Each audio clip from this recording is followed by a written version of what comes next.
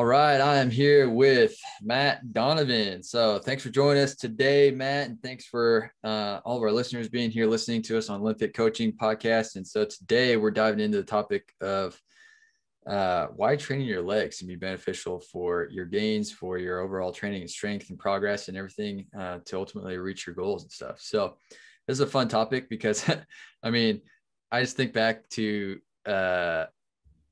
all the way back to like whenever I first started weight training. I remember distinctly, like, there's this guy, I don't even know his name. I've never asked his name because he was like, I'm his kid. He's this big, intimidated dude, but he's totally jacked, huge in his upper body.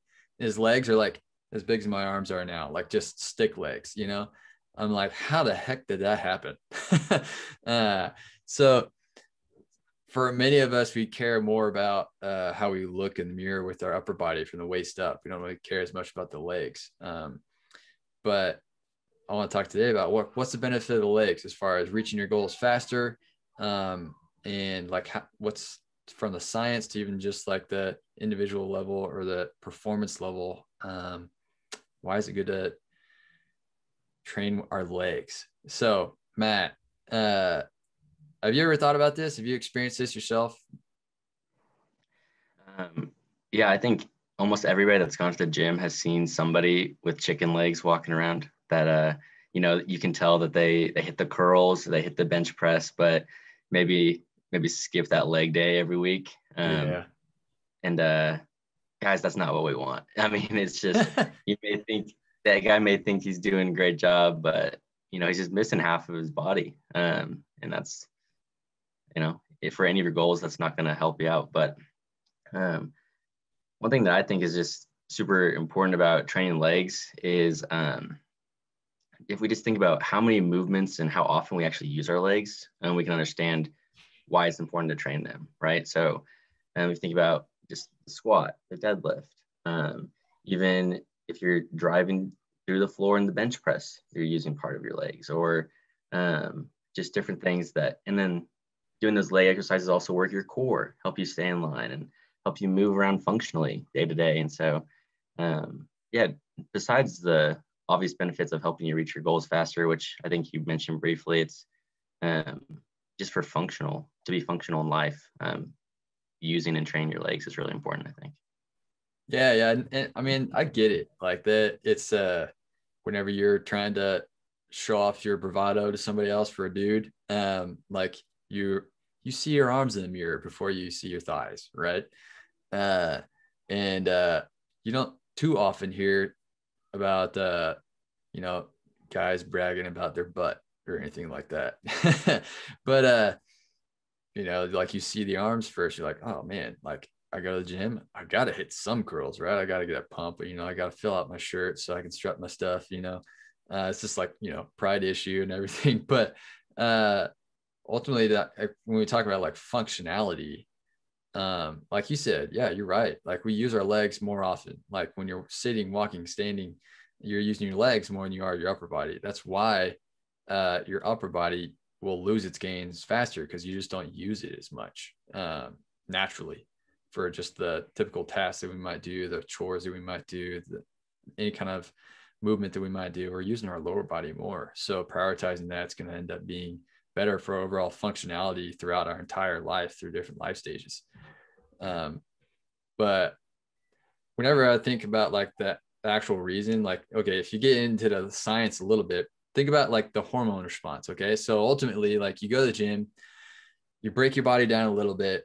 That's going to stimulate a hormone response. It's going to stimulate human growth hormone. It's going to stimulate your sex hormones. So it's the female or the male sex hormones, depending on who you are. And it's going to help with the anabolism, the rebuilding back of what you broke down in the gym to help it build back fitter, stronger, more resilient. It's going to build your bone tissues and everything. It's going to keep your metabolism high and everything. And so like the bigger the muscle you use, the bigger the hormone response, which can carry on for days after you train if it's a big enough of a hormone response to that training session. So, I mean, and where are our biggest muscles? Our legs. If you compare the size of your arms or your chest to your thighs, I mean, they're tiny. our legs and our gluteus maximus. The reason it's called your gluteus maximus is because that's the largest muscle in your body by surface area. And so those leg muscles are so huge compared to other muscles in the body. And that's by training those, you're going to get a bigger hormone response. That's why, like, for example, I did deadlift yesterday and I was starving afterwards. My body's just like, feed me, you know? It's because that's a big training response, a big hormone response after I did some heavy deadlifts. Not to say that everybody has to do heavy deadlifts, but training those legs is going to get me moving the needle forward in progress towards getting a better strength gains. Or if I'm looking for hypertrophy and muscle gain, I'm going to get better hypertrophy gains, building that muscle. And overloading those legs, even for like endurance or sprinting or sport, like that's going to get me faster fitness gains. It's going to get me a faster response to athletically develop also. Right. And so you said that like those hormone responses can last for days afterward. So does that impact like the upper body? Like say you work out legs one day and then the next day you're going to work out your upper body. So does that hormone response help impact that training session? Yup, sure does. This is really cool. Like I've had friends and clients in the past who like just hit total plateaus on like their upper body, say like they're trying to get stronger in their bench or their overhead press or something. And I'll be like, well, have you trained your legs lately? No. Why would I train my legs? I'm trying to get stronger in the bench. I'm like, well, train your legs and then tell me how it goes. And they'll end up PRing like the next week or two later. So yeah, that hormone response is huge. So that's why oftentimes like in our programming with LinFit, like we'll have that first day of the week will be, it's like kind of a leg bias day. Like we'll work the lower body significantly on that first day in some way. Or throughout the week, we're definitely gonna hit the legs 2 to 3 times, depending on the cycle or the bias that we're having. So working those legs is super important for upper body development. Also, it's going to impact those gains you get in the upper body for sure. Right. It's exciting. It's something that is a little counterintuitive to a lot of people at first, but yeah, it just makes sense that we should be training our whole bodies and utilizing what our body naturally does when it tries to recover. Yeah, but why do you think people don't like training their legs very much though? I think it's the DOMS, the soreness the next day or the couple days later, especially if you haven't done squats or something like that for a long time, and then you hop in there. It's you're gonna feel it. You may have a little tough time walking around. Stairs might not be your friend for a while, and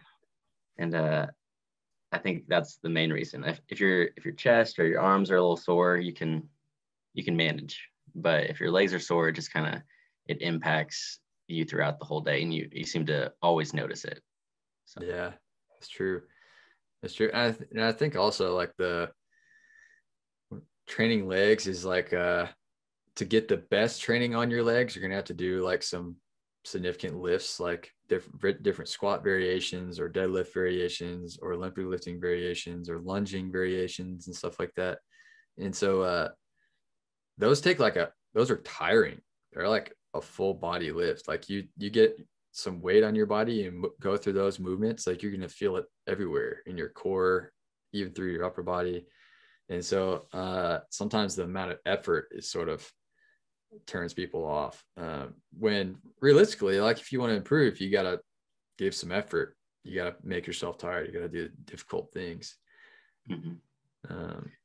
Go ahead. So so like squats or deadlifts or things that utilize all the legs often like tire out our central nervous system quite a bit compared to like other lifts. Does that have anything to do with like the hormone response or like how it benefits us, or is that kind of just a separate idea? That does affect the hormone response to a great degree as far as like the amount of stress you put on your body, and that will create if you're adding more stress, whether it's like doing a lot of reps or a high intensity, that means like heavy weight or a lot of reps without a lot of rest. or if you're having a super heavy day, that is going to really activate your central nervous system a lot. It's going to be using a lot of effort to try to recruit as many muscle fibers as you can. And that is definitely going to generally increase your stress, which can increase your metabolism because your body's like, well, we got to adapt to this level of activity, this level of physical challenge. Mm-hmm. But generally, like as far as a truly heavy day, like moving really heavy weights, definitely don't recommend doing that more than a couple times a week. Right. Because if you put too much stress on your body, then it hurts your recovery, which can hurt that hormone response when you have too much stress hormones, like the stress hormones are too high, and that can ultimately limit your gains because you're not able to train at the intensity that you need to. And your appetite and your recovery is going to be all out of whack if you're going too hard all the time. So can't train your legs every single day. You can't train 100%, like absolutely destroy yourself kind of thing every single day. Just 2 to 3 times a week are probably going to be best for that kind of a level of intensity. But that was a great question. But I was thinking, like, you mentioned this a little bit about how like it benefits your bench press. So like, especially how do the training legs, or how would stronger legs, up through the trunk, from your legs up through the trunk, how would that benefit the upper body lifts? Yeah. So aside from just the like response of recovering, like Caleb's talked about, I think a great example is actually like the military press. And way back when, it was actually kind of the measure of strength before the bench press was like before the rise of bodybuilding, really. Like the military press or strict press was like the measure of that, the gym goer strength. And so if we look at that, you're going to need to use your glutes, you're going to need to use your core, and also obviously your shoulders, upper body, probably maybe your lats. I'm not sure exactly. I don't know. But you're using a lot of different muscle groups in that lift. And so if you never train your glutes, never train your legs, never do any of that, and you try to do a strict press, you're gonna have a really tough time just being stable with the heavy weight. You're gonna be really much more susceptible to moving forward or backward, and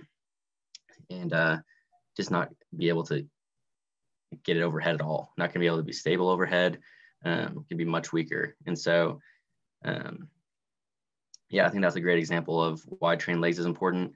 And the bench press and military press obviously aren't the exact same movement, but they do correlate pretty well, just because of a lot of the muscle groups that they do use together in tandem. I think that's.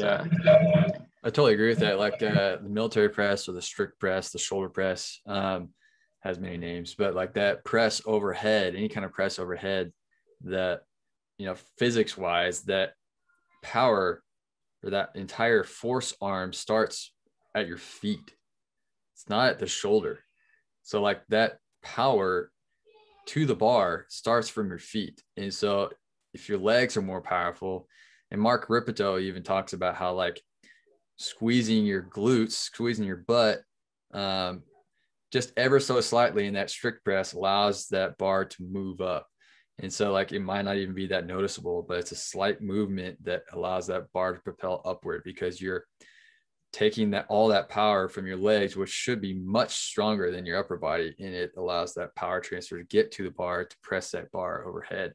So super fascinating how like not only is it stability, but it's also that transfer of power. Like those are our locomotive muscles that help us sprint, jump, move any kind of weight, as much as we need to, like any kind of challenge we need. It's like those legs, that everything surrounding that pelvis, that hip is going to be where most of our power comes from. And so if we're not training that, we're not going to be able to ultimately get more gains in our athletic performance, our strength performance, our stability, and ultimately even just looking and feeling better, being more functional. So valuing those legs is really important. So I want to address that question today. It's just so like, man, let's get some more, what do you call it? proportional people in the gym, right?